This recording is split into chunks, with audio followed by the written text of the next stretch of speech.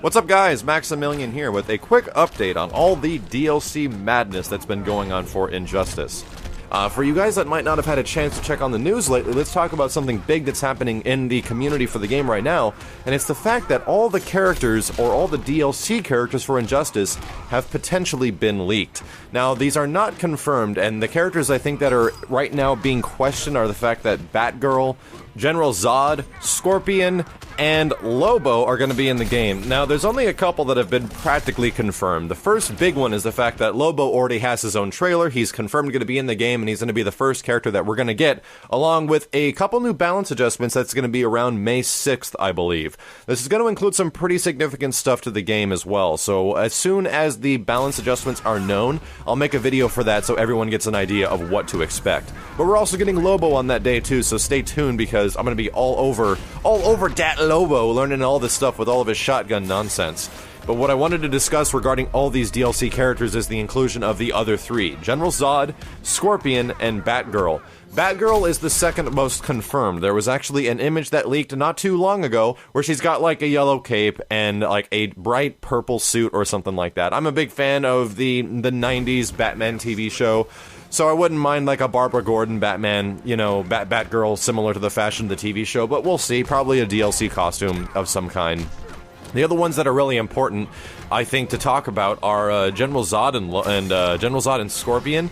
Now, General Zod, I highly doubt is going to be the same Zod that we all know, like kneel before Zod from the Superman like live-action movies way back in the 70s and 80s. So most likely is not going to be that character. Would be hilarious if he did have an alternate similar to that one. But it's kind of an odd selection. Like, I was talking to a friend of mine, Matt Simmons, who's also a really big DC fan, like way more than Marvel. And he was talking to me about how Zod is such a weird choice of a character because he's like this derelict bad guy from Krypton that just makes his way, you know, and breaks out of prison in some like dimensional zone, breaks his way out of prison and goes to find Superman. Doesn't really have much tie to the Superman lore or something like that, but what they does have is the fact that I think he's a main character in the new Superman movie, so I can definitely see the attention and like the connection going between the new Superman film and the fact that they have to make a connection between his video game that Superman's in, which kind of sucks. That's kind of the entire purpose of Ultimate Marvel 3. If you guys don't know that, like the only reason a lot of the Marvel characters even exist in Ultimate Marvel 3 is because they either have cartoons or movies coming out regarding those characters within short distance of its release date, and that kind of happened with Avengers and a lot of other stuff. But regardless, General Zod I'm a little disappointed with. Batgirl, it's like, do we really need more Batman characters? It seems like there's already a lot of Batman stuff in the game, you know what I mean? And I'm not complaining by any means. I'll probably play Batgirl if her playstyle is interesting. But Batman's playstyle, for the most part in this game, I don't find to be very interesting. I find Batman, I really like Batman. I'm gonna play the hell out of him because I enjoy him. But I think they could have done so much more, and he seems like not to do very much Batman-y things except like pretty much jumping, punching, and kicking. I would have liked to see a lot more gadgets involved, because he kind of has batarangs, he has got bat sparks, and he's got like a grappling hook. I think they could have done a little bit more to make the character a little bit more interesting, but he's still Batman, so I love him. What can I say? I hope Batgirl might have access to a lot more tools, is kind of what I'm hoping for. The one that came as the biggest shocker to a lot of people was Scorpion. Now, including Scorpion in a DC fighting game is not that odd, because the previous game that NetherRealms worked on besides Mortal Kombat 9 was Mortal Kombat vs. DC Comics. And this came out back, many years ago now, like over 4 years ago, I believe. And came out to pretty big commercial success, but not critical success, and not competitive success either. The game was notoriously broken, and it looked pretty bad. Like, even in my opinion, when there wasn't many fighting games out at the time, I was like, the game does not look good. All the characters look very odd and stiff, and the fact that you had to arbitrarily take away, like, a lot of the gore of a Mortal Kombat game because they're including DC characters left it in a very odd in-between. And Scorpion is the only tie to Injustice from the fact that they were in the previous game they worked on.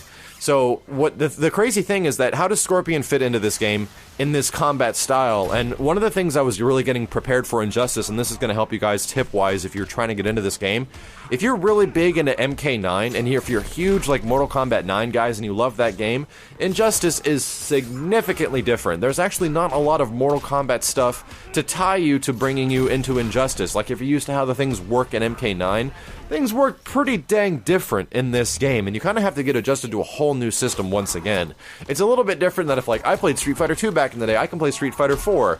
That's actually pretty true, because all the stuff you did in Street Fighter 2 way back in the day, if you played the World Warrior, works in Street Fighter 4. Jumping, kicking, sweeping, shoryukens, fireballs, you know, crouching fierce, all this stuff is going to feel very familiar, but all the little stuff is what's going to change things. And I didn't feel that was the case in Injustice when I first played it, so I feel like for Scorpion's case, this character's going to feel kind of odd amongst all these others, and even his inclusion is a little weird, because you could have definitely had gone to the DC library of years and years and years of characters and choices and all this other stuff that could have possibly have been done, and they end up going with Scorpion. So I don't know, it seems he could be cool, he could be awesome. I'm kind of on the fence right now until we actually see something, because I was pretty impressed with Lobo, and I think Lobo is one of the best animated characters actually in the entire game, next to maybe, like, I'd say Catwoman animates pretty well. Lobo looks great.